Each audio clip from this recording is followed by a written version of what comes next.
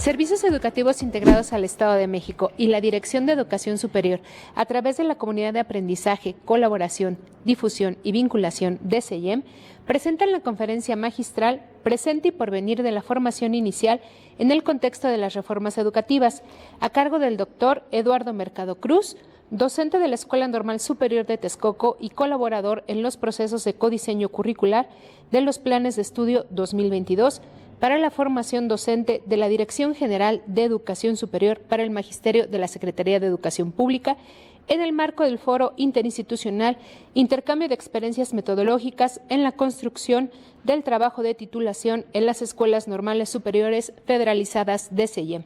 Doctor Eduardo, agradecemos su colaboración en este importante evento. Doctor, ¿cuáles son las temáticas que abordará en esta conferencia dirigida a los alumnos de Escuelas Normales Superiores Federalizadas? Bien, básicamente es una temática que enlaza dos momentos. Uno tiene que ver con el proceso de formación que están teniendo los estudiantes en los distintos programas educativos que cursan en estas licenciaturas, en términos de el cierre de su perfil profesional, el logro de las competencias profesionales y en el marco también de la elaboración de uno de los documentos que son vitales para que ellos puedan obtener el grado, que es la modalidad de titulación, sea el informe de prácticas, la tesis o el portafolio de evidencias. Entonces es un ejercicio que reflexiona en torno al presente, lo que está por venir con respecto al propio desempeño y práctica profesional asociada a la producción de cierto tipo de documentos que vislumbran un poco la percepción que tienen los estudiantes y la manera en cómo se han acercado a tratar esto, sea como objeto de estudio, como objeto de intervención y mejora, o como ejercicio de reflexión en términos de la evolución de su aprendizaje. Bien, en esta formación docente pues representa una herramienta fundamental para generar capacidades de enseñanza en los sistemas educativos. Y estos dos desafíos que señala, que son la formación inicial y la formación en servicio, ¿qué implicaciones usted considera que tienen las comunidades de aprendizaje en este contexto? Mira, resultan fundamentales por lo menos tres cosas. La primera de ellas porque en la medida en que los propios estudiantes en interacción con otros pueden compartir las experiencias analizadas y reflexionadas de lo que ha sido su propia formación, eso posibilita o da la oportunidad de que los estudiantes entiendan que tratan temas comunes y prácticas comunes que requieren también explicaciones singulares, eso es lo interesante, ¿no? Son problemas o temas comunes que cuando tú los abordas ya en el marco de tus contextos te permite tener o construir una perspectiva bastante singular de tu propia intervención en el marco de tu trabajo. Esa es la primera. La segunda, porque como comunidad parece que lo que priva aquí es un ejercicio en donde tenemos que reconocer que los saberes entre docentes se construyen socialmente. Hay un enfoque que se ha reconocido y que indica que no hay saber que no sea parte de la colectividad. Ese saber obviamente te enlaza o engarza la parte teórica con la parte experiencial, pero cuando se pone en colectivo abre la posibilidad para poder entender desde otros lugares, ¿no?, lo que cada uno de nosotros está viviendo. Y ese saber, como un saber social, permite también tener referentes que como colectivo en un campo profesional nos ayudan a avanzar o nos ayudan a reflexionar de manera puntual. Y el último, me parece que como comunidad de aprendizaje, cuando lo pones en términos de lo que hacia dónde podría caminar tu propia profesión, te abre por lo menos una beta bastante importante que puede seguir dos rutas. La primera, que entiendes a partir de ahí que como sujeto vas a tener que seguir aprendiendo a lo largo de la vida. Y que ese aprendizaje se va a dar con múltiples interacciones, pero también se va a dar en la medida en que tú, como sujeto de un campo profesional, estés interesado en buscar nuevas formas de entender esa realidad. Eso significa investigar, reflexionar, analizar, sistematizar la propia práctica. Y ese es uno de los elementos que me parece que en el marco de estos ejercicios pueden ayudar mucho, porque lo que los estudiantes están produciendo en términos de sus modalidades de titulación permite generar una forma, permite elaborar documentos que tienen una intención: explicar, comprender o entender cómo se transforma la propia docencia. Bien, doctor, pues le agradecemos mucho y vamos a presenciar esta conferencia. Hola, colegas, buenos días a todos. ¿Cómo vas? Efectivamente, miren, lo que voy a tratar de hacer es como abrir una pequeña puerta que nos permita dialogar, discutir, llevarnos algunas ideas o reflexiones que contribuyan a esta tarea o este ejercicio que van a realizar el día de hoy entre ustedes, ¿no? Intercambiar experiencias en torno a la forma en cómo ustedes han ido abordando ya este cierre de su formación inicial, particularmente a partir de los trabajos con los cuales ustedes pretenden adquirir el grado académico. Me parece que es importante, pero es importante también no descontextualizarlo. De repente nos quedamos mucho más centrados en el producto en sí mismo y no lo que implica la generación de ese producto en el marco de la experiencia formativa que está asociada a un plan y programa de estudios, al logro de un perfil académico que me parece que es fundamental, y en el marco de una serie de exigencias y demandas que me parece que no se cierran con el trabajo de titulación, sino más bien se abren a partir de las exigencias que van a tener de presente y futuro ustedes, más que nadie, en el marco de su inserción a la docencia. Por esa razón le llamé así al trabajo presente y porvenir en la formación inicial en el contexto de las reformas educativas. Y desde ahí quiero decir, yo abrí una pequeña puerta que en el marco de lo que ustedes mismos han estado investigando o han estado reflexionando o interviniendo, si están haciendo informes de práctica, tesis de investigación, o han documentado, si están haciendo algún portafolio de evidencias acerca de la progresión de su aprendizaje, la manera en cómo se han consolidado o no sus competencias, entonces podamos tomarlos como referencia para que con base en ello ustedes también puedan tener una mirada mucho más amplia que les ayude, insisto, no solamente a mirar de manera pequeña o de manera muy focalizada, corta, lo que están haciendo. Finalmente ustedes están generando y produciendo algún tipo de explicación o comprensión de algunos de los fenómenos educativos, están haciendo trabajo de tesis, están haciendo esfuerzos por transformar o mejorar su propia práctica, si es que están haciendo informes de práctica profesional bajo la lógica de la investigación-acción, o están tratando de evidenciar el nivel de dominio y de desempeño que han logrado con respecto a sus competencias en el marco de su propio programa de estudios. Y eso permitiría saber con qué tantas capacidades, qué tantos dominios, qué tantos rasgos de su perfil profesional se han ido concretando para poder hacerle frente a las exigencias que en el marco de la docencia ustedes van a estar próximamente enfrentando. Entonces espero que esto, digamos, les ayude. Yo sí quiero que lo vayan pensando así, porque de repente algunos podrían pensar, bueno, sabí que me interesa el asunto de la reforma, el presente, el pasado, si me quieres platicar lo que estoy haciendo, ¿no? Pero lo que están haciendo tiene que ver con el presente y tiene que ver con el porvenir. ¿Cómo están entendiendo ustedes su propia práctica, la docencia?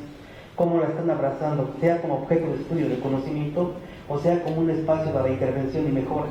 Y en esa medida, entonces, espero que esto que voy a plantearles a ustedes también haga un poco de eco, resuene en algunos de ustedes, y a partir de ahí puedan también dialogar o discutir con sus propios compañeros, porque estoy muy seguro, y eso lo he vivido con estos 5 años que regresé a las normales, ¿no? con los estudiantes de la normal de Texcoco, que de repente cuando hacen este tipo de trabajos revelan y descubren muchas cosas, se dan cuenta ustedes de muchas de las situaciones que en práctica les acongojan, acontecen, les llaman la atención.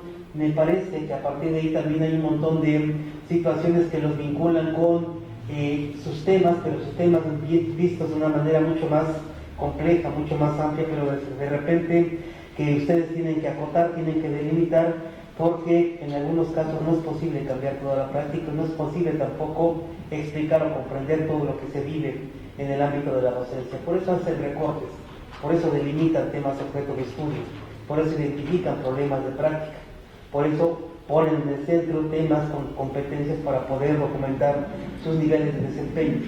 Pero ese es un pequeño fragmento que abre, en mi opinión, una discusión mucho más amplia, si es que el profesor tiene como esa idea, ¿no? de poder comprenderse en esta complejidad, de entender que la formación siempre, no solamente está, además de estar en la cultura, además de llevar el espíritu, siempre se da una cuestión de reciprocidad, tiene temporalidad, y en función de ello hay espacios en nosotros, que es el de ustedes, ¿no? de la formación inicial, que está acotado también por una serie de planteamientos concretos relacionados con su perfil de egreso. Sean que sean ustedes profesores que vayan a egresar como profesores de preescolar, primaria, de educación especial, de educación secundaria, en algunas de las áreas, tienen un perfil, y ese perfil acota un campo profesional. Ese campo profesional también permite tener y adquirir cierto tipo de conocimientos específicos de acuerdo con el ámbito en donde se van a desenvolver, y obviamente eso les va a permitir o les permite tener otorgarle cierto sentido y significado a su propia experiencia de vida, tanto dentro de la escuela normal como fuera de ella en el marco de su inserción en práctica. ¿Estamos? Entonces, ojalá y les sirva esto, mis colegas, que les ayude y les permita también discutir con ustedes, ¿no? Ustedes mismos en este punto.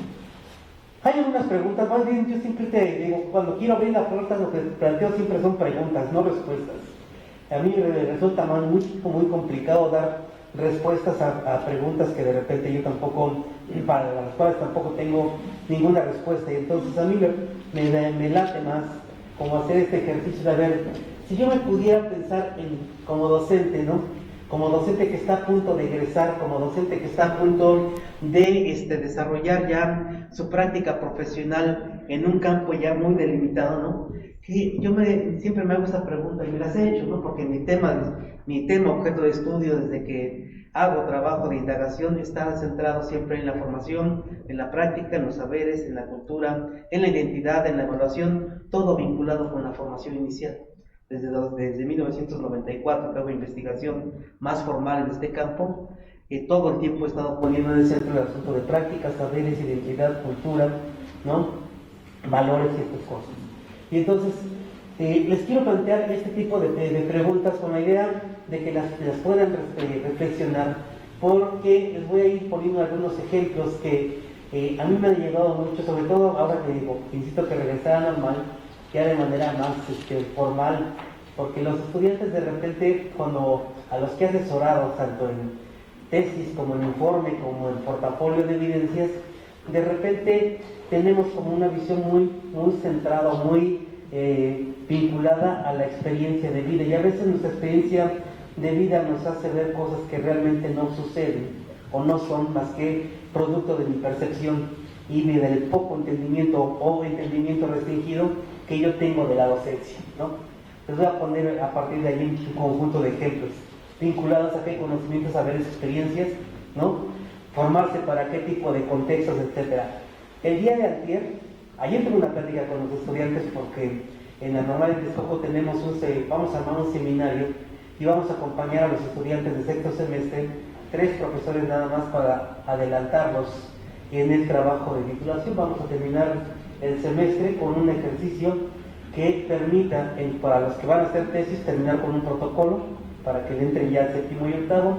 Los que van a hacer informes de prácticas van a trabajar con el problema de prácticas, van a hacer el diagnóstico, van a desarrollar el plan de acción, y los que van a hacer el portafolio de evidencias van a definir y a delimitar su tema y hacer este ejercicio de primer rastreo de evidencias de aprendizaje para documentar su nivel de labor y desempeño. Ayer terminé el encuadre, ya llevamos 2 sesiones, y a partir de la siguiente sesión vamos a separarnos con las 3 licenciaturas. Allá tenemos inglés, formación ética y ciudadana e historia, y vamos a separarnos. Yo voy a conducir a los de tesis, otro compañero va a conducir a los de informe de práctica y otro a los de portafolio. Pero hay una propuesta de seminario conjunto para que terminando el sexto semestre, entonces los estudiantes tengan su protocolo, tengan su problema de práctica y plan de acción, y tengan ya el primer bosquejo de para dónde va a caminar su portafolio de evidencias.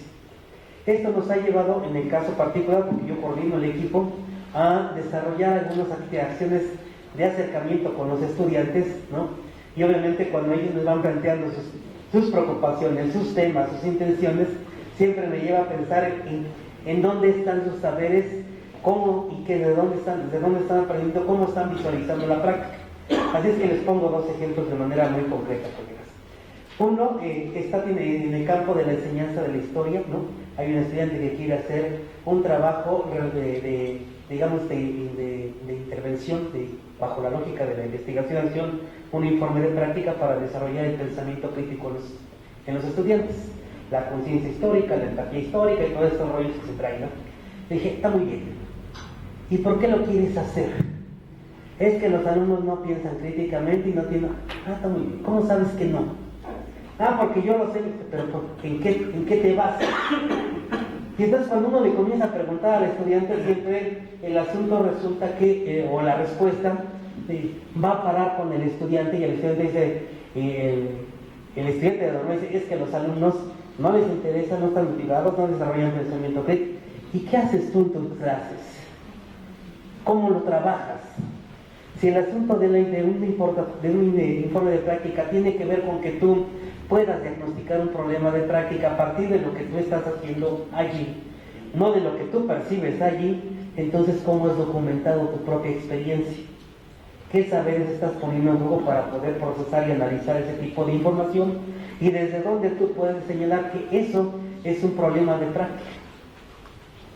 Entonces la respuesta del estudiante, bueno, es que yo enseño y como no contestan, a ver, el que tú enseñes entonces me lleva a preguntarte lo siguiente, ¿cómo enseñas?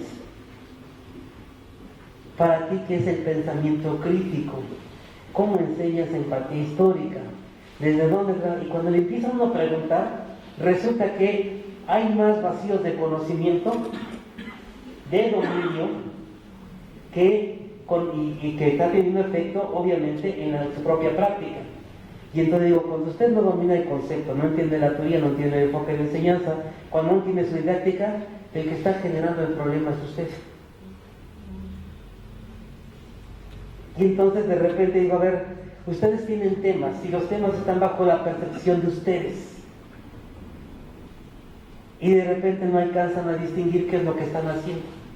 Y entonces uno confunde, ¿no?, la vivencia con problemas, con lo que las percepciones que tenemos con problemas de práctica, en este caso. Y platiqué también en la tarde con un chico que quiere trabajar en formación ética y ciudadana, algo vinculado al asunto de la motivación. Digo yo, de por sí ese tema de la motivación tiene, digamos, larga data en la educación normal, ¿no? Por donde quiera pululan trabajos de la motivación. Y le decía, ¿y por qué te interesa la motivación? Como tesis de investigación. El otro era para intervenir, ¿no? Es que los chavos no se motivan. ¿No se motivan por qué? ¿Con relación a qué? ¿Y por qué la motivación es un tema, objeto de estudio que requiere ser tratado nuevamente después de que se ha tratado 20,000 veces? ¿Qué conoces tú de la motivación? Como enfoque teórico, como teorías, como conceptos. ¿Qué sabes en torno a cómo se ha investigado el tema de la motivación en educación secundaria? ¿Qué ha rastreado? Y entonces cuando le comienza a preguntar, se da cuenta que no tiene un concepto claro, que no entiende el asunto de la motivación en el marco del campo de conocimiento al que quiere abordar, y que tampoco conoce trabajos de investigación relacionados con ese mismo tema que él quiere abordar en el campo de en la disciplina de la formación ética y ciudadana o formación cívica y ética en secundaria. Y entonces otra vez viene de nuevo un problema, ¿no? Un problema en donde el estudiante, lo primero que me argumentó es que son chavos de una secundaria que es muy complicada y entonces el contexto no les interesa, y empieza uno a cubrar aquí en su cabeza 20,000 cosas que no necesariamente son las que están provocando que eso se convierta en un tema objeto de estudio pertinente, pero de nueva cuenta tiene que ver con cómo está entendiendo usted el contexto, cómo está entendiendo su práctica, desde dónde la está abordando. Y yo lo que he visto en estos 5 años que llevo ahí, porque he vivido un montón de trabajos, he asesorado un montón, pues les cuesta mucho a los estudiantes distinguir su vivencia, su percepción, para convertirlas en temas objetos de estudio o en procesos de intervención y mejora de su propia práctica. Y somos muy dados a realizar eso. Obviamente, esto tampoco se restringe a la escuela normal. Los 23 años que estuve en el ICEM trabajando con profes que iban al posgrado, en la maestría y el doctorado, también llegan inicialmente con esos asuntos, ¿no? Traen el problema de investigación más vinculado con su vivencia en la escuela. Y les decía, tienen que comenzar a ponerse el gorro del investigador y los lentes del investigador, y quitarse el gorro y el lente del profesor del que da clases, porque de repente están más atareados por querer resolver su problema, ¿no?, en torno a lo que percibe, en que tratar de buscar una forma distinta de poder explicarlo y comprender por la vía de la investigación. Entonces eso tampoco es privativo, pero en el caso de las normales esto pesa mucho, sobre todo en 7º y 8º, que en teoría ustedes se van y se quedan deslumbrados con la práctica, y entonces piensan que la práctica es todo, ¿no?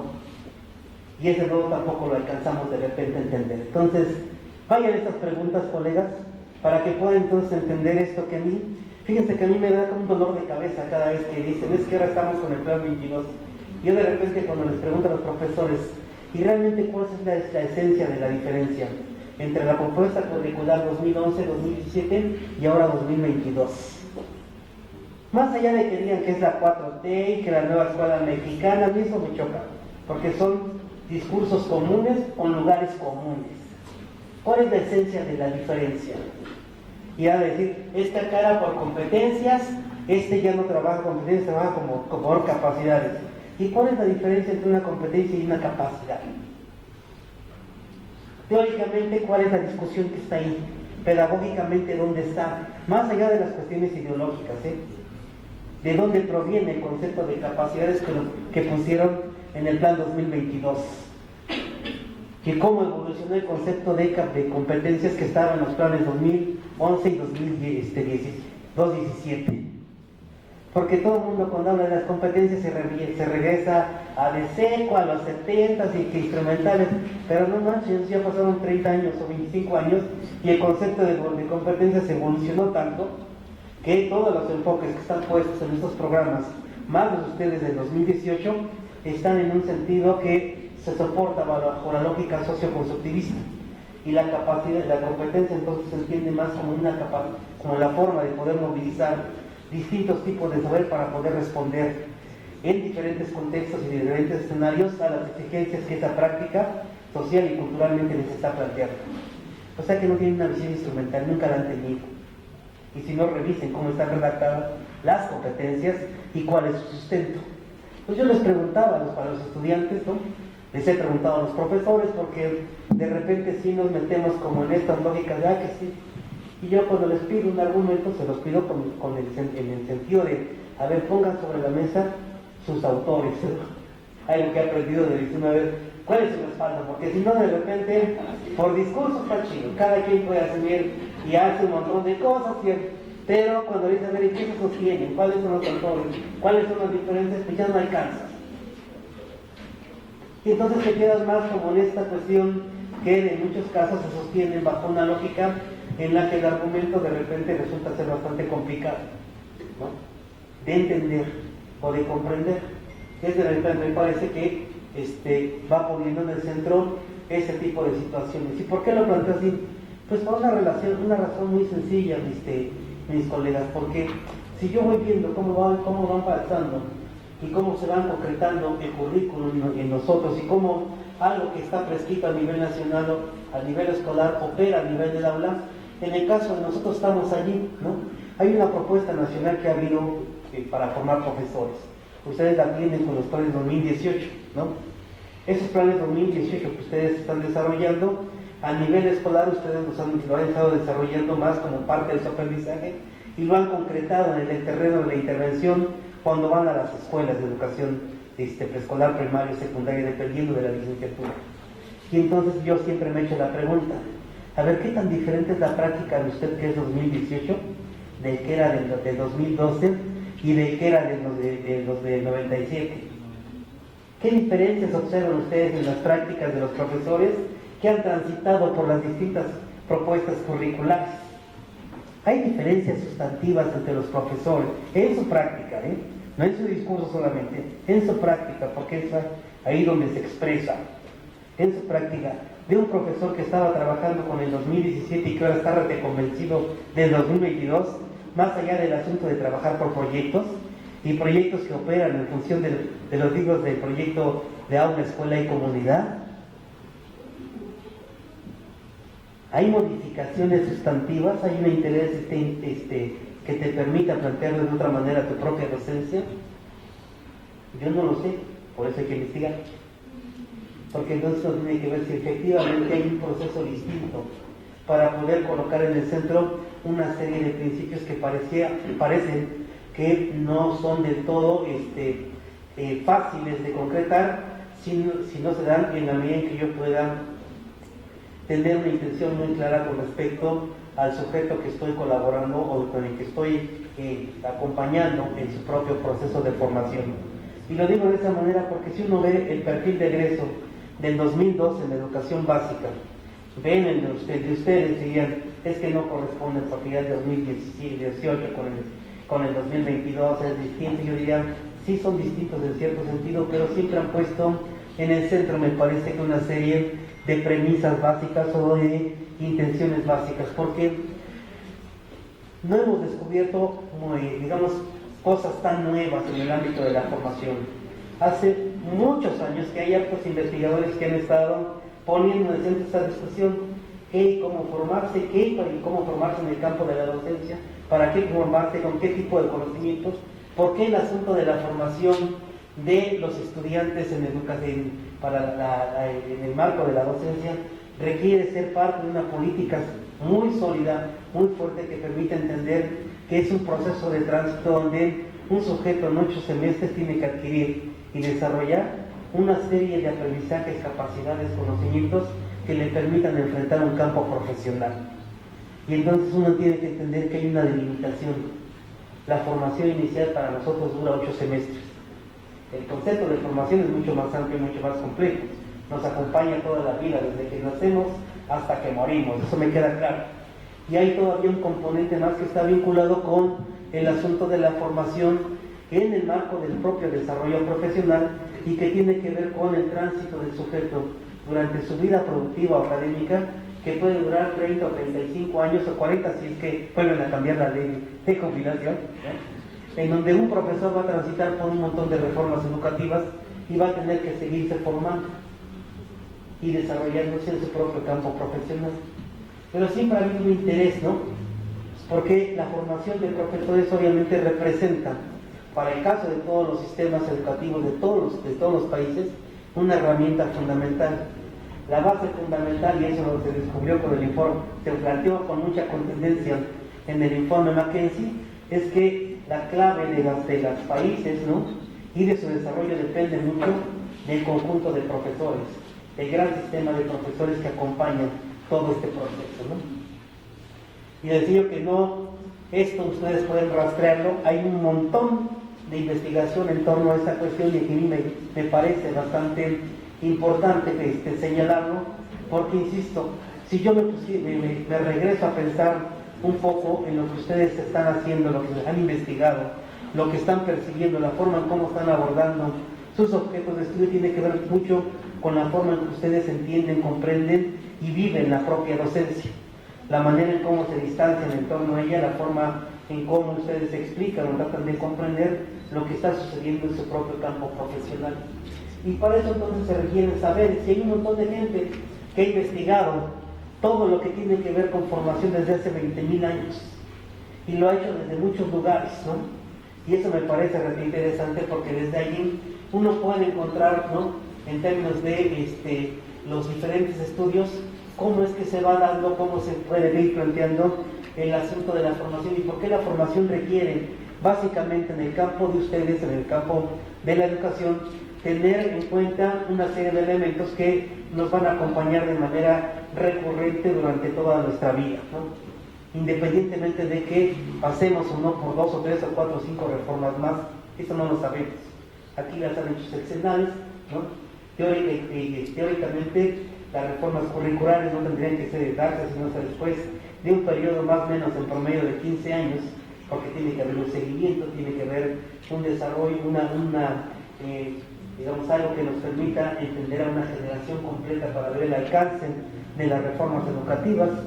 Esos los teóricos de las reformas, quienes hacen análisis políticos y análisis curriculares de reformas educativas, lo han planteado de siempre. Aquí partimos al revés, cada sexenio cambiamos, entonces pareciera que cada sexenio es un borrón y cuenta nueva, cuando en realidad hay siempre, uno tendría que ver cuáles son los niveles de cambio.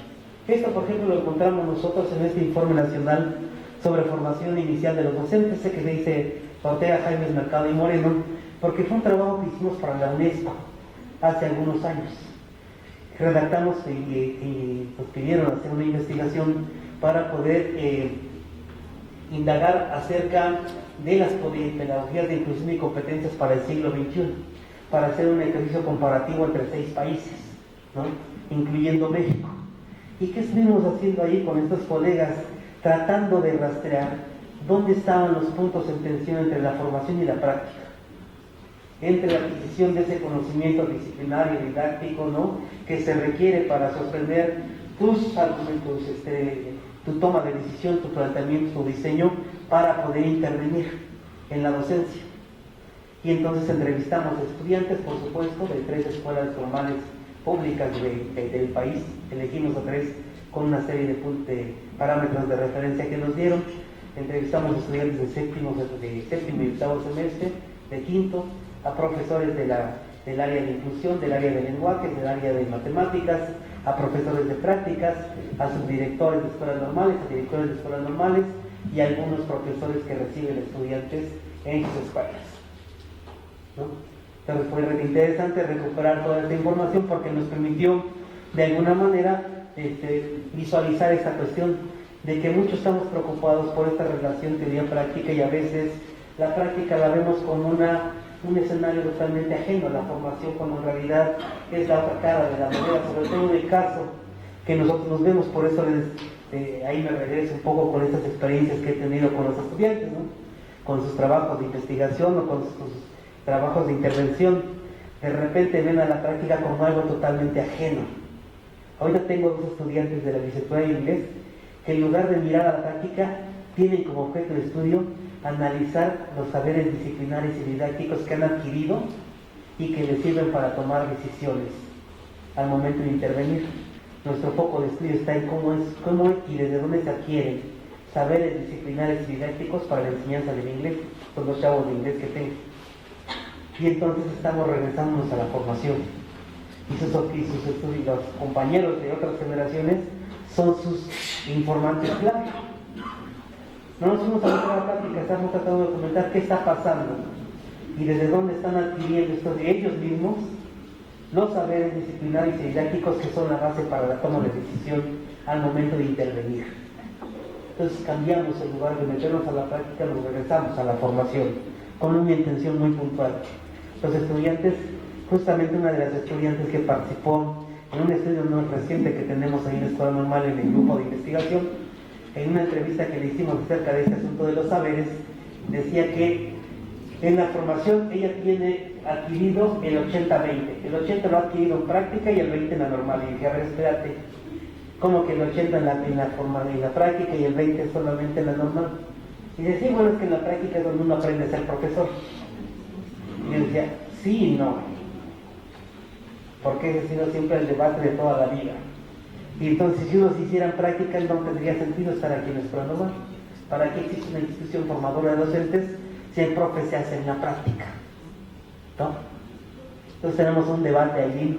Estas 2 chicas se adscribieron conmigo, están colaborando en el proyecto de investigación y entonces nos comenzamos a rastrear allí y su tesis va sobre ese camino, ¿no? Yo lo que les decía a ellas, y fíjense, y las puse a leer muchos textos, entre ellos de Darley Hammond, y las regresé a leer un texto que escribió hace muchos años Lee Schulman acerca de las reformas educativas y el tipo de dominios o conocimientos que deben tener los profesores, ¿no? Y Lee Schulman habla de cierto tipo de dominios: dominio de la disciplina, dominio de la didáctica, dominio de los planes y programas, dominio de los enfoques, y hace un montón de definiciones, ¿no?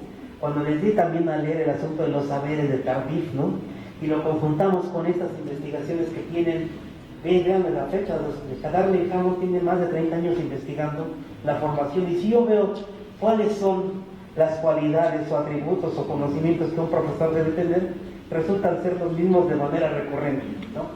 Un sólido conocimiento del contenido relacionado con una comprensión sobre el aprendizaje y el desarrollo de los estudiantes, incluidos aquellos que presentan diferencias y dificultades, una habilidad general para organizar y explicar ideas y una capacidad de adaptación que permita encontrar soluciones adecuadas para atender necesidades del estudiante en los entornos donde están. Hoy nos siguen pidiendo que trabajemos y que pensemos al estudiante en contexto, que recuperemos los contextos, los saberes ahí están puestos. Que no los hayamos desarrollado es otra cosa. A mí me parece que tenemos una complicación. Tiene que ver más con la forma en cómo estamos interpretando y interviniendo y tomando decisiones. Pero no porque no estén escritos. Yo de repente, ahí es donde está mi gran discusión. De repente comenzamos a echar un montón de rollos, ¿no? Y decimos, ya, está escrito, pero sí, pero como no pasa, pues es diferente a que Hay una diferencia sustantiva en que esté escrito y que no sea un insumo para replantear o hacer de manera diferente la docencia. Que es ahí donde yo encuentro las grandes contradicciones, ¿no? Si ya sabe que está escrito, ¿por qué sigue haciendo lo mismo? Es la pregunta. Si ya le dijeron que por ahí no va y que esa es la opción, ¿por qué usted sigue insistiendo en desarrollar una práctica que se asemeja a la misma que ha hecho siempre? Y que copia más bien patrones de otros que usted observa, que tampoco de repente tienen claro si están de manera correcta yéndose a trabajar con los enfoques. No, yo tengo muchas complicaciones. Desde el 2017, cuando estábamos haciendo esos trabajos de reforma, ¿se acuerdan que comenzó todo este asunto en el 2013 de la evaluación de los profesores para poderse incorporar al servicio? A los profesores los sometieron a procesos de evaluación, ¿no? Para poder ratificar sus plazas o para poder ascender, y entonces se abrió todo un rollo que incluso también fue todo un suceso y un acontecimiento que a mí me erizaba los pelos, porque a los profesores les decían que tenían que ahora hacer planificaciones argumentadas. Y abrieron 20,000 cursos, los pueden seguir ustedes en la web, todavía están algunos. Y entonces hubo gente que hasta hizo libros de planeación argumentada y los vendía, ¿no? Y entonces, a ver, un profe en servicio que ha planeado toda su vida, ahora dice que tiene que trabajar con algo que se llama planeación argumentada. El concepto, para empezar, ni existe. El planeación argumentada se creó. Así como se creó en algún momento el concepto de normalidad mínima que se lo inventó la gente que estaba en la SEP. Y entonces yo decía, a ver, si estos conceptos no tienen un fundamento, digamos, ¿de dónde pueden uno partir? Y les decía a los colegas, a mí me llamaba mucho la atención cómo muchos profesores, incluso experimentados, ¿no?, iban y tomaban los cursos de planeación argumentada. Y la planeación argumentada tenía que ver con poner en contexto, reconocer el saber faire. Usted lo hace, maestro.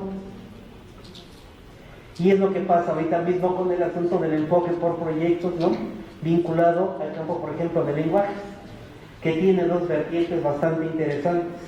Una sustentada en los trabajos y los planteamientos de Franz Borda y otro de Ezequiel Anderer, porque son proyectos, aprendizaje por proyectos de participación y comunitaria, que están vinculados más a la investigación-acción o a la investigación participativa.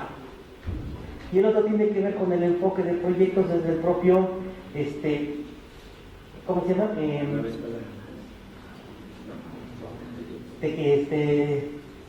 Kilpatrick, ¿no? Desde el propio Kilpatrick, ¿no?, que trabaja más con objetos de aprendizaje. Entonces, tienes dos formas distintas de entender el aprendizaje basado en proyectos, en un solo campo, que es el de lenguajes. Y entonces, también el aprendizaje basado en problemas, o el basado en casos, o el de indagación, que es el soporte, lo que soporta el método STEAM, ¿no? Y entonces, cuando uno les comienza a preguntar a los profesores, a ver, ¿tú los conoces? ¿Los entiendes? ¿Sabes que ya tienen su largo tiempo ya trabajando eso? Entonces, no se los inventó la nueva escuela mexicana, pero les puso énfasis en función de una serie de procedimientos. Y yo lo que sigo diciendo es que cuando alguien devela que no tiene un dominio, a mí me parece que lo que está demostrando es que algo está sucediendo en el campo de la formación y de la práctica, en donde de repente, en lugar de tener una comprensión más amplia y más profunda por el conocimiento que yo tengo, yo mismo estoy generando los problemas.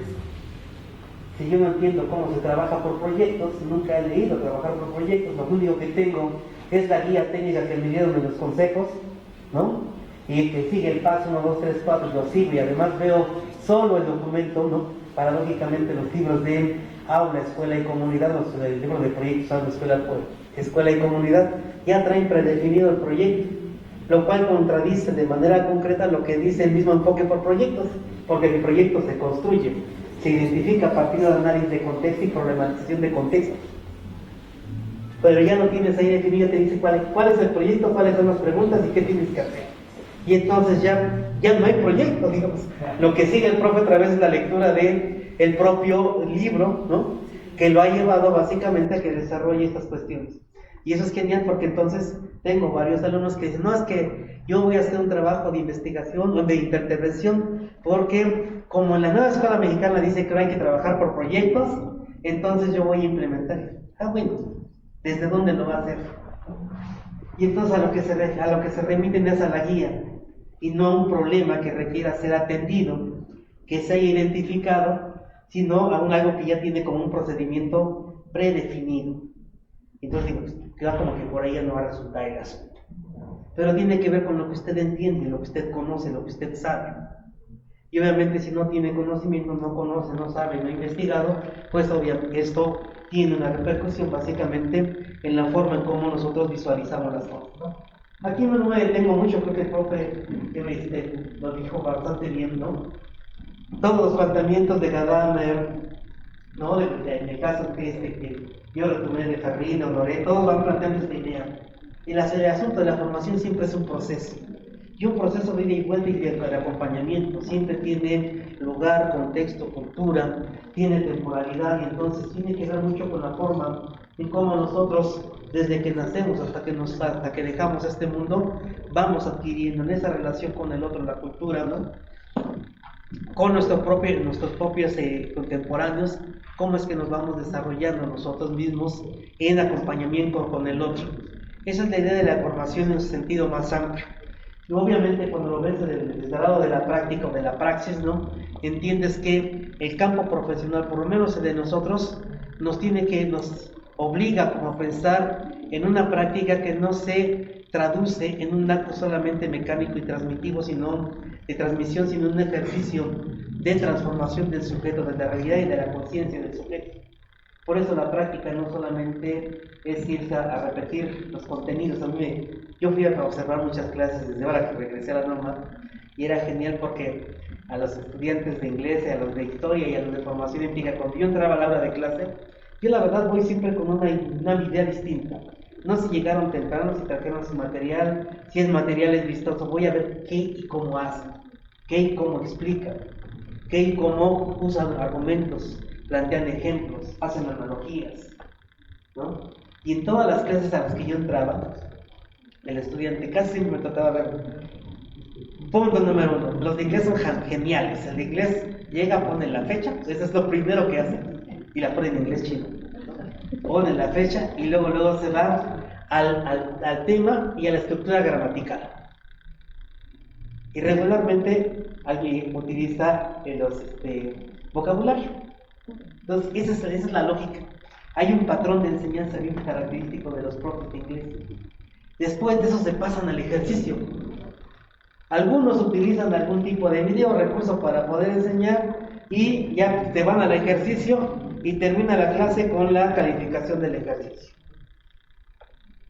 Y el ejercicio tiene que ver casi siempre con complementar, poner el conector, poner la terminación del verbo, con eso ellos ratifican. Y se acaba la clase. Pero ellos todos dicen que son constructivistas, que trabajan con proyectos. Dices, ¿qué hubo? ¿No? Y en el caso de formación médica y ciudadana, cuando los voy a observar, los iba a observar, me gustó mucho ver a una chica que tenía el concepto, estaba trabajando con el concepto de libertad en escuelas secundarias, y pone a un Mario Bros, de eso cuando estaba la película, y pone la cara de Mario Bros, levanta la cara y ahí tenía su concepto de libertad, ¿no? Y le digo, oye, ¿por qué pusiste a Mario Bros ahí?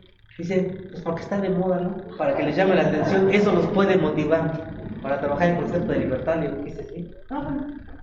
Entonces yo regularmente les hago preguntas. Y el chavo, el chavo que estaba, se concretó a generar el concepto de libertad. El concepto de libertad se concretó en la Constitución y sacó la clase. Y les puso el ejercicio. Y adiós. Recuerdo que un chavito le hizo una pregunta vinculada con ¿en qué momento se restringe o puede restringirse la libertad? Regresó al concepto, no pudo explicar y siguió su camino. No pasa nada. Así es la docencia. Pero lo que me parece que está detrás ahí es una visión de repente bastante restringida de lo que son nuestros propios dominios. Dirán ustedes, ¿y a dónde voy con eso? Yo he revisado trabajos de informe de práctica de las diferentes licenciaturas, porque ahora lo tomamos como un objeto de estudio, y resulta que el informe de prácticas, en lo que se llama plan de acción, está lleno de planes de clase, como de análisis de planes de clase. no dé etapas, ciclos en espiral acerca del problema de práctica que están atendiendo. Y resulta que todos los planes de clase todo sale bien. Ponen el plan de clase, lo analizan, dicen, ya aquí logré esto, y se acabó. Y entonces están confundiendo el plan de acción con plan de clase. Y en segundo lugar, ninguno hace una crítica de su propia docencia, sino justifica que lo que hicieron lo salió bien. Y entonces tienes informes de práctica llenos de planes de clase que dicen que salió todo mal, cuando en realidad ni siquiera hay un problema de práctica. Ese es el punto que les quiero compartir, porque es ahí donde yo digo, tenemos que pensar entonces de distintos lugares este asunto. La formación, ¿no?, como un proceso que concierne al sujeto, la formación docente que se circunscribe a un conjunto de prácticas y saberes asociados a un campo de acción y de intervención, que es el de la docencia, y esta que es la formación inicial, que delimitada tiene que ver con la etapa en donde se adquieren cierto tipo de conocimientos, capacidades, dominios, experiencias vinculadas con los primeros aprendizajes que vas a recibir para insertarte en un campo profesional. Por eso decía que dura 8 semestres y no más. Tenemos 8 semestres para desarrollarlos. Si no los desarrollamos, si no los profundizamos, entonces es probable que tengamos consecuencias no tan deseadas, ¿no? ¿Y por qué me gusta plantear esto? Por esta razón. Hay mucha gente que ha explicado las diferentes etapas o tránsitos por los que nos desarrollamos profesionalmente, ¿no? Estos primeros años, por ejemplo, ustedes se van a convertir, cuando egresen, en docentes noveles. Así se les llama teóricamente. El docente novel es alguien que una vez que egresa, se inserta por primera vez al campo profesional y durante los primeros 3 años va a tener que experimentar ciertos cambios en sus percepciones, ideas y formas de entender la docencia. Algunos autores que han planteado esto, Simón Biman, Aurelio Villa, han señalado que estos 3 años son vitales, se puede extender hasta 5, porque representan el primer contacto del sujeto con su campo. Y han encontrado a través de la investigación que esto puede generar un shock, le llaman el shock de la realidad, o pueden generar algo que se llama la curva del desencanto. Yo salí con un montón de ilusiones, ¿y qué? Pero la primera vez que vi la escuela, valió. Y esto es fundamental porque es el proceso de adaptación del estudiante a su primera inserción al campo de la docencia. Lo que ustedes están visualizando ahorita con sus trabajos tiene que ver con la forma en cómo están percibiendo cerrar una etapa de formación. Eso no significa que vayan a vivir lo mismo cuando egresen. Cuando egresen seguramente tendrán que verla y la van a vivir de una manera distinta de entrada, ¿no? Particularmente los que logran obtener una plaza. Digo, porque vayan ustedes a saber si en el proceso de inserción ustedes van a lograr tener una plaza de manera inmediata, ¿no? Que esta es otra complicación más de contexto. Y si uno va viendo las etapas, se va a dar cuenta de que en la medida que va avanzando, se va consolidando, se va replanteando o se va uno despidiendo de la docencia. Y cada etapa establece una visión distinta de la propia docencia, de la práctica, de la relación con la realidad, ¿no? Yo les decía a los colegas de Arteaga, Michoacán, hace 8 días, ¿no? Porque fui a hablar sobre el asunto de la identidad y la vocación, y les decía, yo es bien curioso, a mí me gusta mucho ver a los estudiantes cuando van a egresar en su discurso de despedida, porque se llenan como de un montón de imaginarios, y ya vamos a salir, vamos a cambiar el mundo y bla, bla, bla, bla, ¿no? Y igual al profesor ya jubilado que traen después de 30, 35 años, que viene y les dice, es que la docencia es lo más hermoso de la vida, y empieza a echarles todo este rollo, ¿no? Y es genial, hagan un análisis de los textos de los egresados y de los textos de los jubilados cuando van a una ceremonia. Y van ustedes a encontrar esas diferencias. Y vean y rebusquen, porque sí hay, qué dicen los profesores en estos primeros años de cuando los trata la docencia. Y encuentran sus primeros conflictos, frustraciones, desencantos. No ven a la docencia de la misma manera. Ni se vinculan ni generan el mismo proceso como de compromiso ni de vocación. Entonces, eso de repente no se da más que en cierto tipo de situaciones, ¿no? Entonces, esta parte me gusta, ¿no? Porque además si uno mira qué es lo que usted está pasando, que va a pasar aquí, me parece, ¿no? En que su tránsito por la escuela normal, entonces uno puede pensar en su incorporación, ¿no? Como parte de toda esta etapa de expectativas, creencias, ideales que ustedes han ido alimentando, ¿no? Y que les han dicho, a mí me parece, a mí me llama mucho la atención. Les decía yo que a mí me gusta mucho. Yo he investigado cultura. Mi primer libro se llamó Ser Maestro, prácticas rituales y prácticas, procesos y rituales en la escuela normal.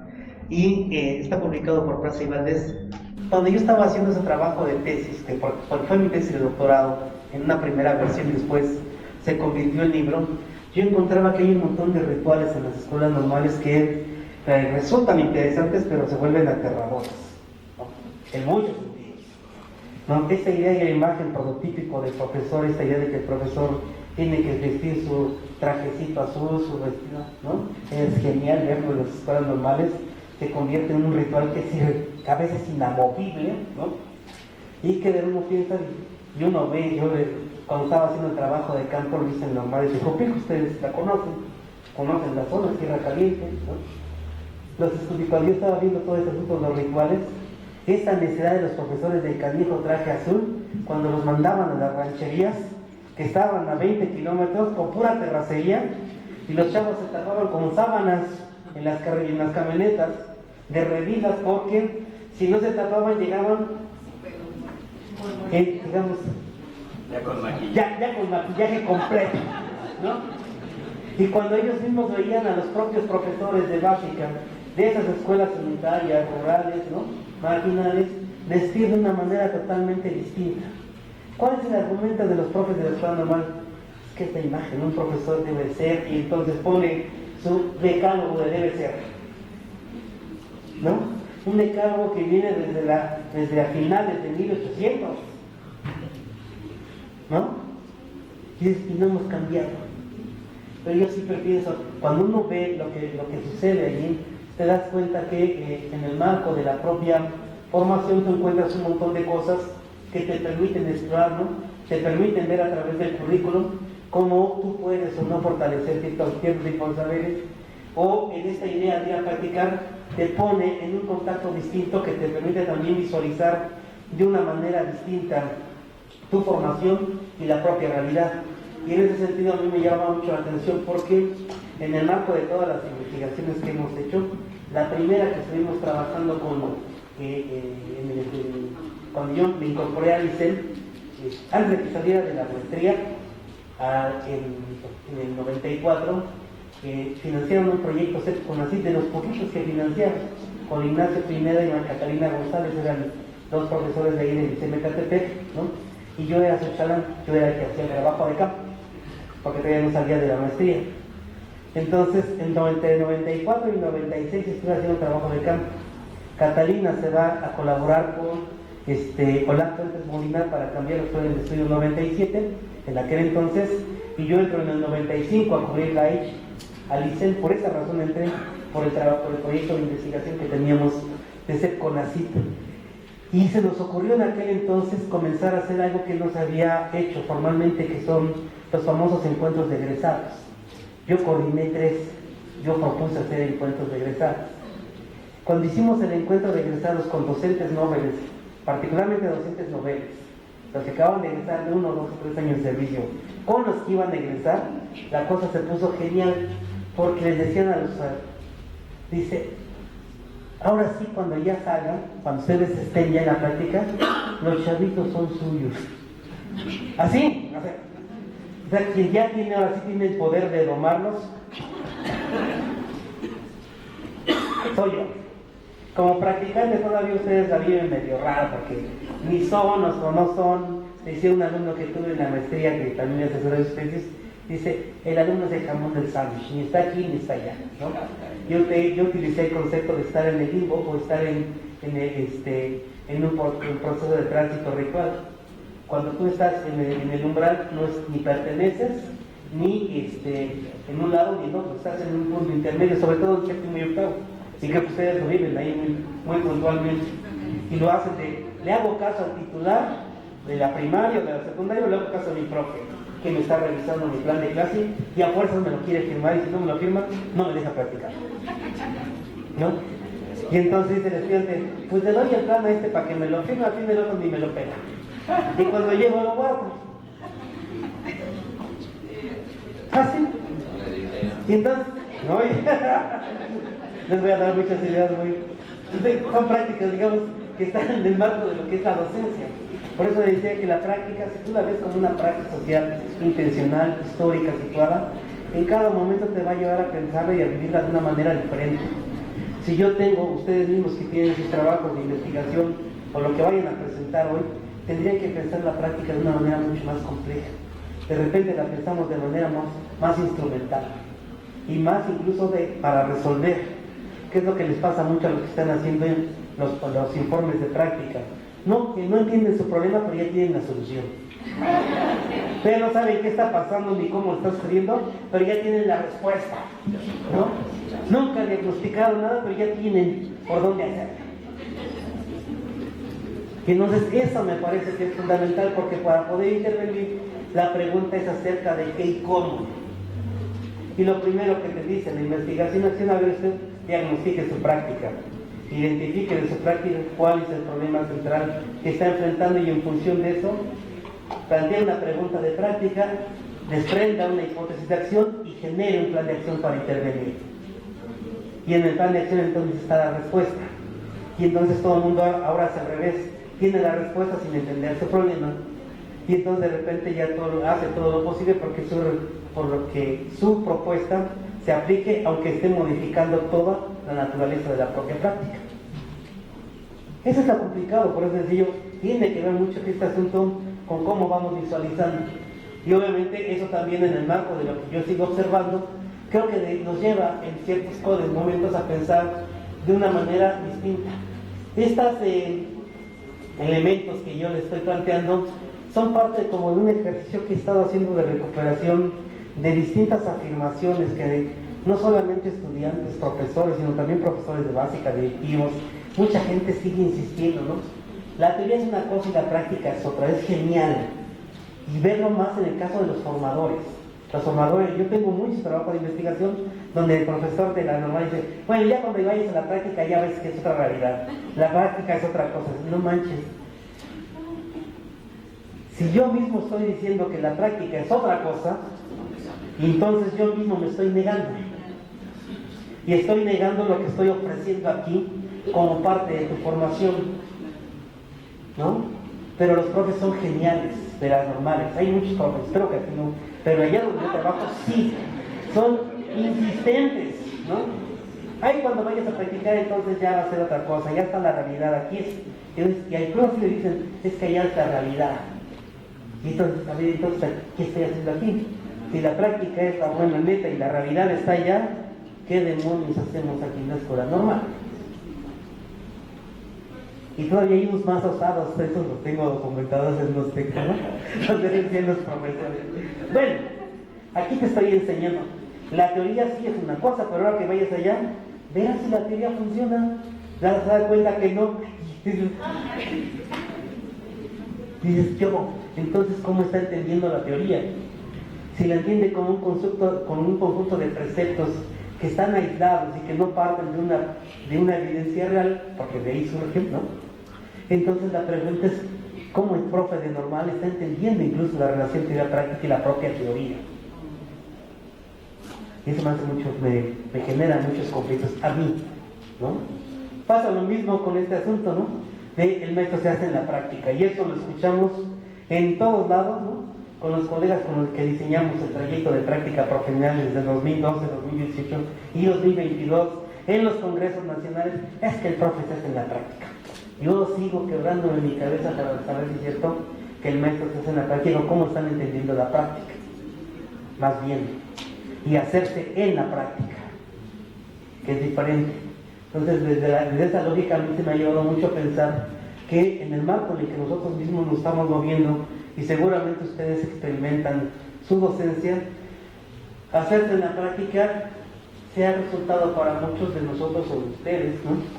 Porque eso también lo tenemos documentado, como una especie de proceso en la que voy adquiriendo no solamente ciertas capacidades, sino voy desarrollando ciertas formas de entender, ciertas percepciones acerca de la docencia, ciertos conocimientos básicos que yo mismo, o saberes básicos que yo mismo voy conformando en interacción con mis demás colegas, con mi profesor, ¿no? Y muchos de nosotros se nos termina dominando esta idea de hacerse él, y no con y dentro de, que eso es algo genial, que además en lo que hemos investigado se regresa con esta idea de cuando ustedes vienen de practicar, que les pregunta el profesor, hace una pregunta que de repente, yo no sé por qué se ha popularizado tanto, ¿y cómo te fue en la práctica? Y el estudiante dice, bien. Y se acabó el análisis de la práctica. Y entonces ya no saben qué aprendieron en la práctica. ¿Qué saberes pusieron en juego? ¿Qué decisiones tomaron en cuenta? ¿Desde dónde abordaron la docencia? ¿Cómo entendieron los contextos? ¿Cómo interactuaron con los alumnos? ¿Qué tipo de recursos usaron? ¿Por qué usaron esos? Y nunca se preguntan, no hacen una lista grande de preguntas. Y entonces, de repente, cuando se acaba la práctica, entonces no pasó nada, no. Ah, bueno, sí, maestra, él sí que cree que a mí me fue bastante bien, porque cuando salí, una niña ya me estaba esperando con una paleta y me dijo, gracias, maestra, por venir. Y se acabó. Pero ¿cuántos analizan y ven en la práctica o convierten a la práctica en un objeto de aprendizaje? Que es la discusión que hemos tenido en el trayecto, ¿no? ¿Qué aprende usted cuando practica? ¿Qué tipo de nuevos saberes logra? Y en esa medida, entonces, cuando uno ve este asunto, resulta ser bastante interesante. Lo mismo pasa con esta idea de los alumnos no son iguales, ni los mismos, pero siempre planificamos igual de manera homogénea para todos. Y los evaluamos con los mismos recursos y los mismos medios. Entonces, en mi cabezota dice la teoría, todos aprenden diferente, todos son distintos, pero el plan de clase que me revisó el MOI dice todos iguales. Y además hasta lo promueve, ¿no? Y entonces hablamos de igualdad, de equidad, de diversidad, es un solo plan, un solo instrumento, un solo procedimiento, es un solo ejemplo, una sola forma de enseñar. Y la pregunta, ¿y la diversidad, maestro? ¿Y los diseños universales? ¿Y las barreras para el aprendizaje? ¿Y la inclusión? Pues que vaya teóricamente. En la práctica eso no sucede. Entonces tengo alumnos geniales, pues digo, tengo alumnos que ahorita me están planteando, es que maestro, sobre todo de formación ética y ciudadana, es que maestro, yo quiero hacer un trabajo de intervención para, un trabajo de intervención porque quiero ver cómo resolver el asunto de los aprendizajes de niños que te enfrentan barreras para el aprendizaje y la participación. Me late, suena interesante. Y de nueva cuenta digo, ¿qué está haciendo usted en el aula de clase con esos chicos? ¿Cómo está actuando? No es que el maestro no los atiende, no estoy hablando del maestro, estoy hablando de usted. ¿Usted qué hace? ¿Cómo diseña? ¿Cómo organiza los materiales? ¿Cómo organiza las actividades? ¿Con qué tipo de procedimientos? ¿Qué tipo de resultados? Porque entonces no está poniendo otra vez el asunto en su práctica, sino está poniendo en el chavo o en el profesor. Y entonces no está entendiendo que usted está ahí en esa práctica. Y es usted quien tiene que resolver esa práctica, ¿no? Identificar y desde ahí por ver primero qué y cómo está actuando. Cierro ya con esto, colegas, para no distraeros tanto, ¿no?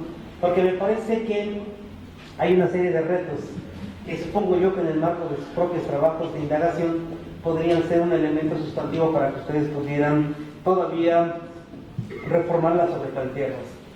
La primera ya está en este punto que me parece que ayuda desde muchos lugares porque nos permite, en cierto modo, buscar otras alternativas y tratar de entender esto que en el marco de la nueva escuela mexicana, me parece que sí es un acierto, ha puesto en el centro esta idea de que el saber es una construcción social y los conocimientos son circulación, circulan, no importa de dónde vengan, de nuestras familias, de nuestras comunidades, de los grupos de pertenencia.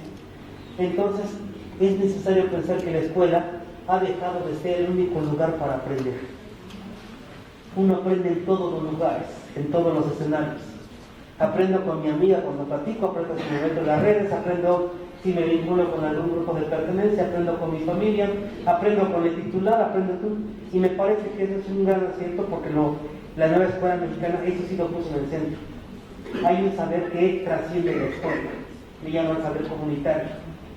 Y entonces ese saber comunitario nos permite entender de un lugar muy particular que yo no soy el portador de un saber único y universal, que hay muchas formas de entender, comprender y hay muchas formas de saber, y que hay estudiantes que saben incluso más que nosotros porque se vuelven más especialistas cuando tienen algún interés legítimo por conocer acerca de ciertos temas. Y eso les pasa a muchos chavitos desde el primario, desde el escolar. Hay chavitos que eran geniales, yo tenía dos alumnos que eran geniales en secundaria.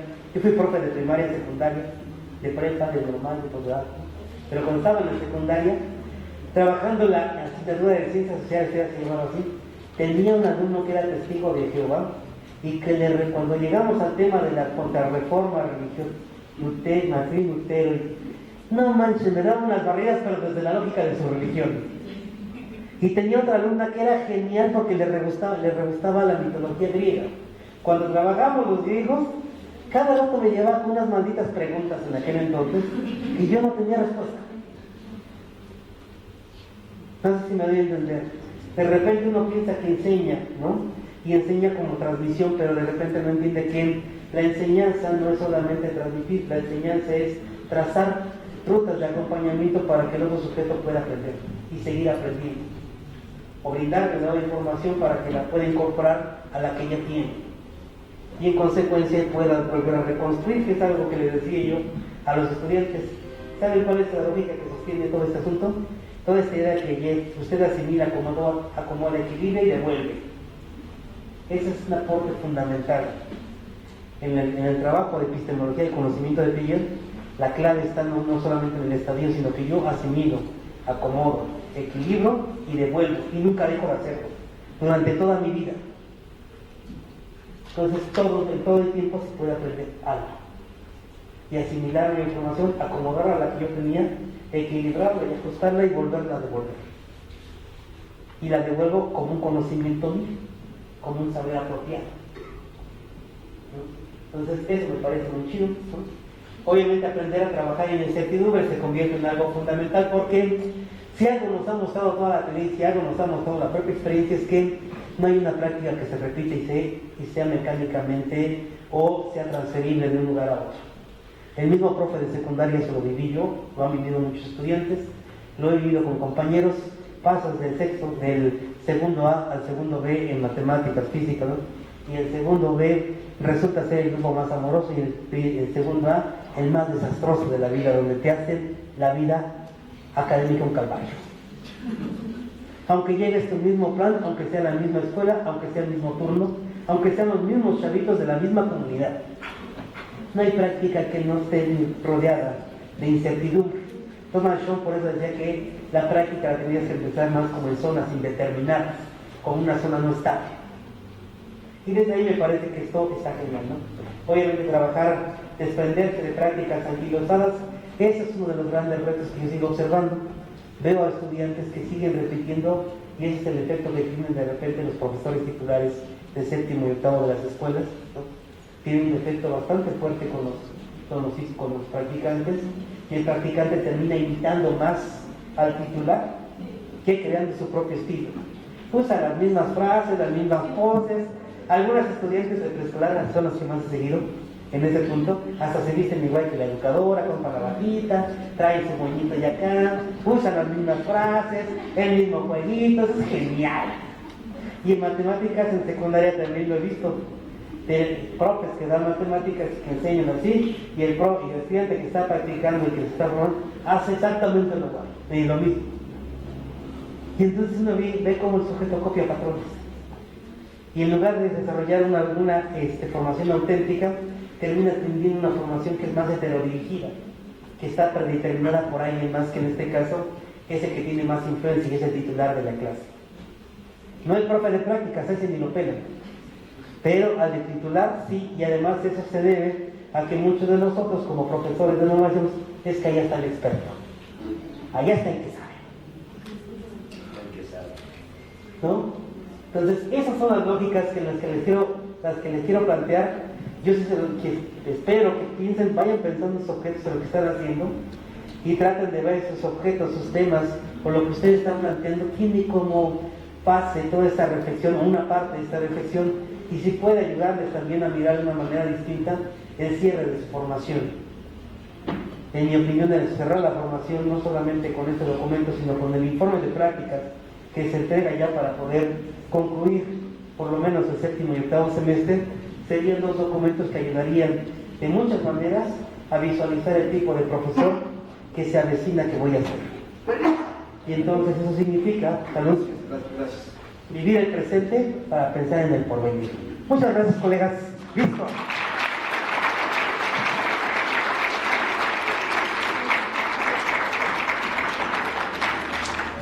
Gracias, doctor. Si hubiese alguna pregunta o alguna reflexión que tuvieran a bien de hacerle al doctor Mercado, estimados alumnas, alumnos, es el momento. El alumno, desde su práctica, ¿cuándo podemos decir que ha alcanzado un nivel de conocimiento? Revisando mis notas, hablamos del devenir de la formación, la consolidación de competencias, la formación de comunidades, el docente y su formación como una problemática, la elucubración que tenemos con la formación docente y todo este proceso de cómo me formo, de una formación personal, una formación inicial y una formación profesional. Podríamos decir que la autoestima es uno de los conceptos que tendríamos que estar trabajando en los chicos que ingresan a la escuela normal, y a partir de ahí esa identificación personal llevarla a la identificación profesional como docentes de este ciclo. Comentarle nada más muy brevemente igual. Hablaba justamente de estas realidades de los estudiantes que es, creo yo, una provocación en el sentido de si el maestro se forma en la práctica, se forma en la teoría, es algo que en las aulas se da mucho este debate. A mí me gustaría nada más brevemente, desde la perspectiva de Freire, él habla mucho de que ni nadie lo sabe todo y nadie lo ignora todo. ¿Cómo reconocer en nuestros estudiantes justamente todo ese bagaje que ellos tienen y sin embargo como maestros de los maestros en formación somos reiterativos siempre en la teoría y dejamos de lado toda esa realidad que ellos viven, porque ellos tienen mucho que decir? Gracias. Gracias, doctor.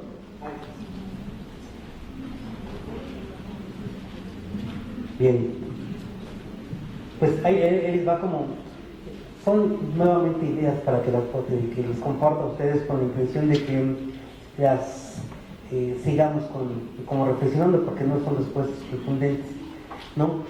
La primera de ellas es cómo saber si un estudiante ha logrado cierto nivel de conocimiento, ha logrado adquirir conocimiento, ¿no? En el marco de los programas de estudio nosotros tenemos un perfil de egreso. Este perfil de egreso está determinado por, en este caso, el 2018, por las competencias genéricas, profesionales y disciplinares. ¿Están de acuerdo? A partir de ahí se establece un nivel de alcance, ¿no? El estudiante, por ejemplo, diseña planeaciones, defiende sus conocimientos teóricos, didácticos, y pone una competencia. Voy a poner nada más una o dos competencias, ¿no? ¿Cómo yo puedo saber que un estudiante diseña tomando en cuenta o considerando los enfoques, las teorías didácticas, ¿no? Y que lo hace, digamos, poniendo en el centro al sujeto, ¿no? Los principios pedagógicos están puestos ahí, los programas, etc. Cuando yo veo, eso me gusta mucho debatirlo, porque es algo que nosotros mismos también hemos discutido con respecto a cómo ves tú o cómo vamos viendo la progresión de aprendizaje de los estudiantes en el campo de la práctica profesional, ¿no? ¿Qué tendría que distinguir la práctica de un estudiante de cuarto semestre a uno de sexto o a uno de octavo? No es el plan de clase solamente, es el conocimiento y entendimiento del tipo de intervención que van a tener en el marco de los contextos, que pone sobre la base un conjunto de soportes con los cuales se tiene que tomar decisiones. ¿Cuáles son los soportes? ¿Usted sabe de la disciplina que va a enseñar? Sí. ¿Sabe de la didáctica? Sí. entiende cómo se enseña historia, matemáticas, ciencias, en el campo en el que va a intervenir, sí, cómo me cercioro que lo sepa. No solamente si me recita un alumno, sino las propuestas incorporan o no este enfoque de enseñanza, que es algo que les decía ya un estudiante de historia el año pasado, ¿no? O aún, ahora este ciclo escolar a los chicos de formación ética y ciudadana, porque les decía yo, oigan, ¿y ustedes cómo enseñan? ¿En qué sustenta la formación en la enseñanza de la historia? ¿Cuál es el enfoque teórico de la enseñanza de la historia hoy? ¿Y cuáles son los recursos didácticos que se desprenden para la enseñanza de la historia hoy? ¿No? Y entonces de repente les costaba un poco de trabajo entender este enfoque de la historia social, ¿no? La historia de las actividades nacionales, y les complicaba entender el asunto o explicar de manera mucho más puntual el asunto de las fuentes primarias, secundarias, conceptos de primer orden, segundo orden, ¿no? Y luego cuando les explicaba yo todo lo que había leído, porque yo no doy clases en historia, pero he repetido un montón de cosas para enseñar, les preguntaba, y entonces dicen, es que eso no lo hemos visto, eso no lo sabemos. Y entonces decía, ¿y cómo saben enseñar historia? Si usted no tiene ese soporte, ¿cómo enseña historia? ¿Estamos de acuerdo? Alguien podría decir, bueno, es que le va muy bien la historia porque tiene muchas habilidades, que es lo que de repente vemos, ¿no? Chavos que no tienen muchos conocimientos o un soporte sólido, pero en la práctica son buenos interactuando con los estudiantes, ¿no? Organizan bien el tiempo, se echan un buen rollo, investigan el tema y lo conocen más o menos a profundidad, y entonces de ahí trabajan. ¿Dónde podríamos decir que ahí hay logro o hay una adquisición de conocimiento sólido? Cuando el estudiante es capaz de hacer qué cosa y saber hacer qué cosa con lo que ha aprendido. En mi opinión, cuando muestran que tiene un nivel de dominio que le permite tomar decisiones en contexto y fundamentar paulatinamente sus intervenciones. Pero yo tendría que tener criterios. Y entonces yo no podría confundir a un estudiante de sexto con un de octavo, y tampoco confundir a ese de octavo con un profesor que ya tiene 30 años de servicio. Porque entonces ninguno tiene y posee el mismo referente, no tiene los mismos saberes, ni el mismo conocimiento, ni las mismas experiencias, ¿no? Eso no significa que el de 30 años sepa más que el que tiene 4 años en la escuela normal, ¿no? A veces los profesores que tienen 30 años tienen muchas experiencias, o vivencias más bien, pero no muchas experiencias de aprendizaje, que es la distinción que hace el propio Yul. Y a veces los chavos normales pueden tener más experiencias de aprendizaje, vitales, muy fuertes, que de las cuales el profe que se formó hace 30 años nunca las tuvo. Y repitió los mismos patrones desde que empezó hasta que terminó. Por eso es la diferencia entre tener años de servicio y experiencias o en torno a, si nos remitimos al concepto de experiencia. Entonces, para cerrar este asunto, creo que el asunto del conocimiento está determinado más bien por el criterio, la etapa y el proceso que está viviendo el sujeto, ¿no? Y eso lo llevo un poco también al terreno de esto que ustedes están haciendo. Lo he vivido más en el campo del asunto de las tesis de investigación, lo he puesto como ejemplo en muchos lugares, porque de repente los que están haciendo tesis de investigación están siendo acompañados por profesores de las escuelas normales que tienen perfil, doctorado, cuerpo académico, le están pidiendo al chavo que haga una tesis como si fuera de doctorado. Y en algunos casos dicen, bueno, es que te falta tu estado del arte. Y entonces, me acuerdo mucho que en Chihuahua, hice por eso siempre pongo ese ejemplo, decían unas maestras cuando empezamos con todo esto, es que los alumnos tienen serios problemas para hacer el estado del arte, y aquí estamos pidiendo que el estado del arte tenga por lo menos 50 cuartillas. Digo, no manches, es la tesis completa. Digo, ¿y por qué le estás pidiendo un estado del arte? Es que a mí en el doctorado, a ti en el doctorado, amiga. Es tu conocimiento lo que están pidiendo. Esas son tesis de licenciatura. Y entonces digo, ayúdame a distinguir lo que es hacer una tesis de licenciatura, de maestría o de doctorado. Porque de repente, confundimos que yo tengo que evaluar el conocimiento de ellos en torno a la investigación, pone el parámetro que me están poniendo a mí en un programa, o me pusieron a mí en un programa de doctorado. Y quiero que mi alumna haga el trabajo como lo hice yo en el doctorado, y no como lo tiene que hacer en el marco de su propio objeto de estudio y el tipo de acercamiento que realiza en torno a él.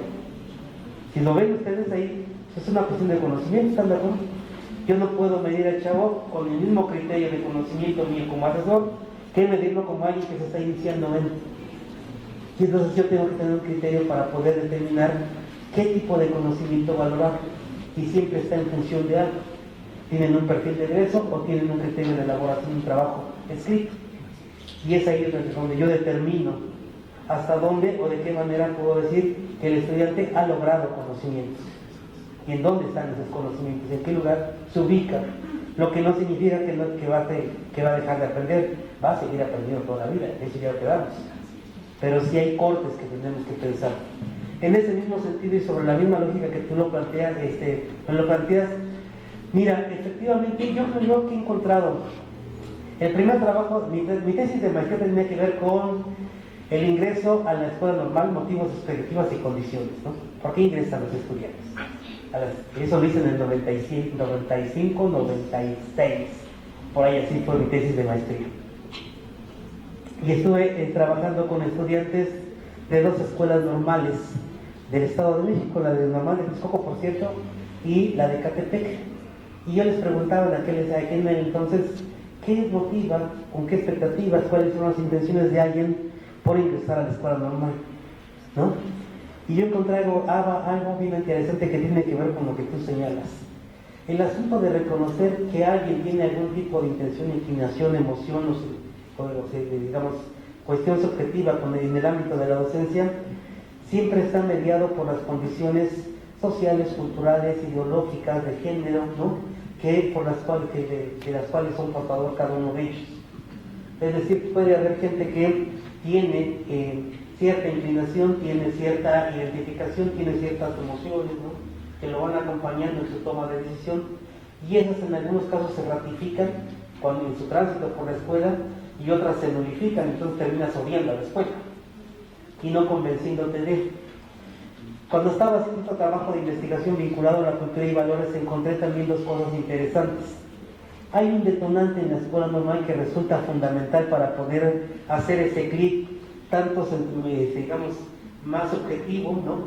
que involucra emociones, pensamientos, sentimientos en torno a la profesión, y que se da en el marco de los primeros contactos que tienes con las escuelas de práctica. Curiosamente, fíjense, muchos que no están convencidos o que no estaban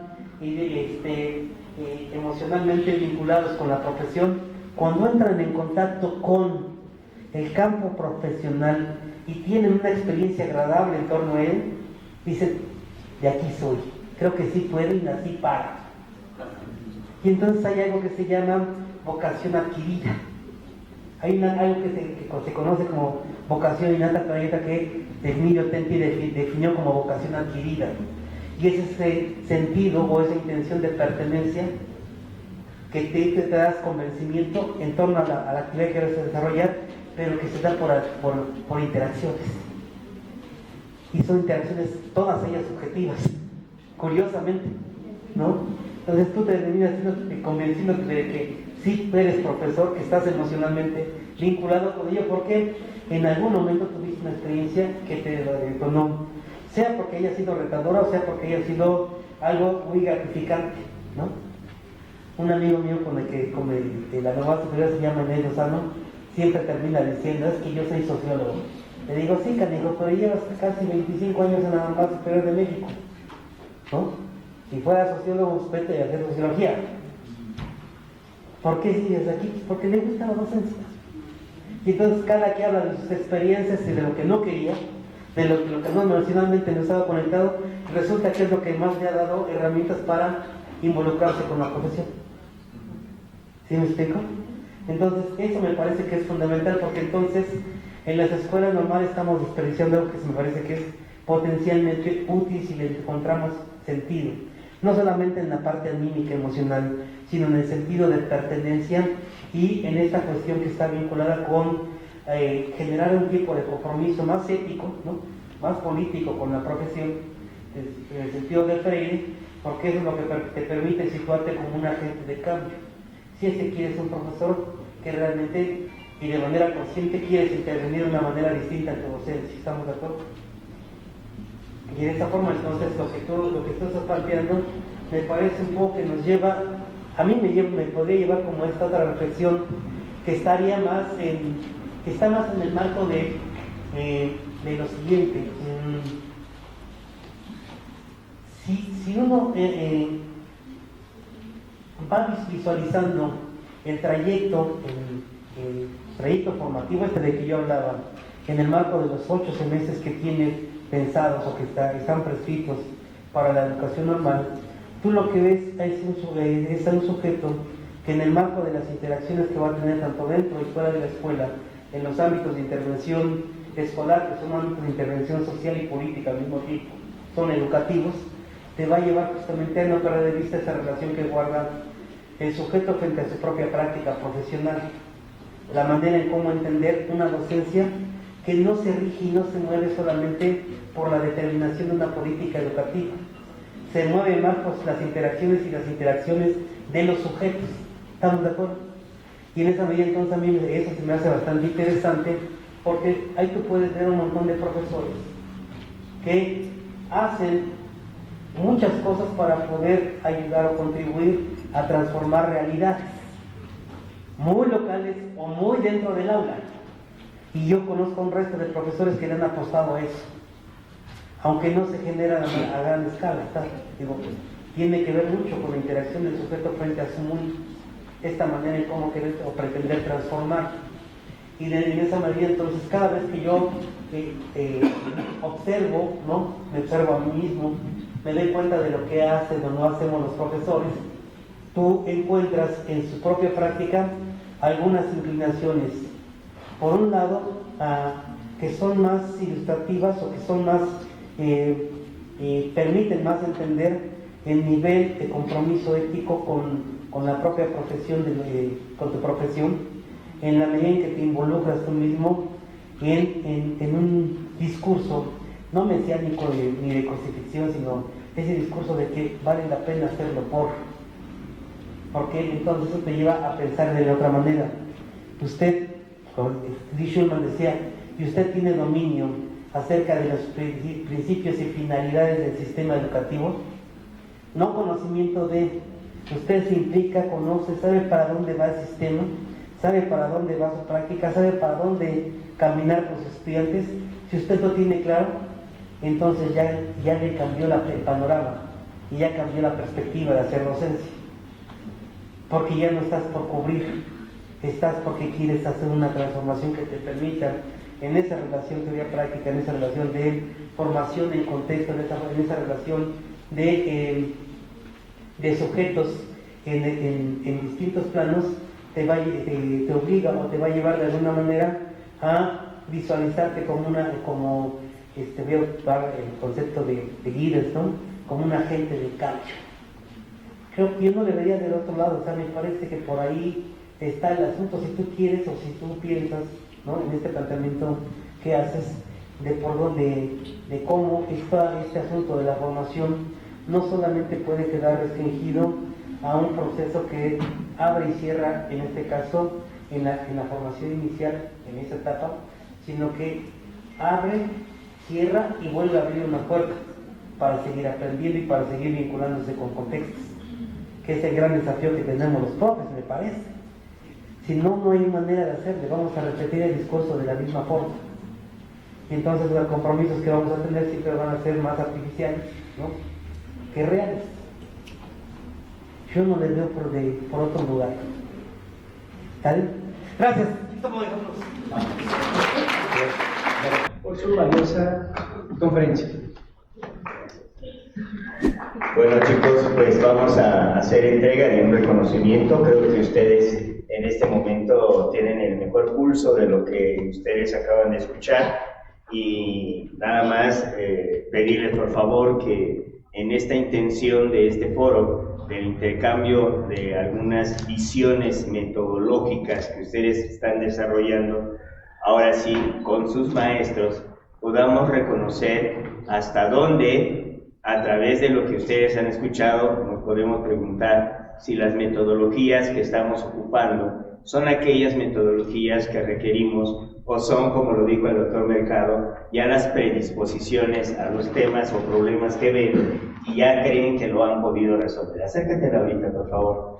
La maestra Laurita, quien lleva a cabo este tipo de eventos, cada año nos ha venido trayendo diversas maneras en cómo aprovechar los recursos que nos da nuestra gobernadora del Estado de México, a quien de alguna manera hacemos un puntual reconocimiento por su preocupación hacia la educación del Estado, y asimismo al maestro Miguel Ángel Hernández Espejel, quien es el director de Educación en el Estado de México, Ingeniería e Innovación. Hoy día tratamos de encontrar mejores acercamientos hacia cada una de las instituciones educativas, como son las escuelas normales del Estado de México.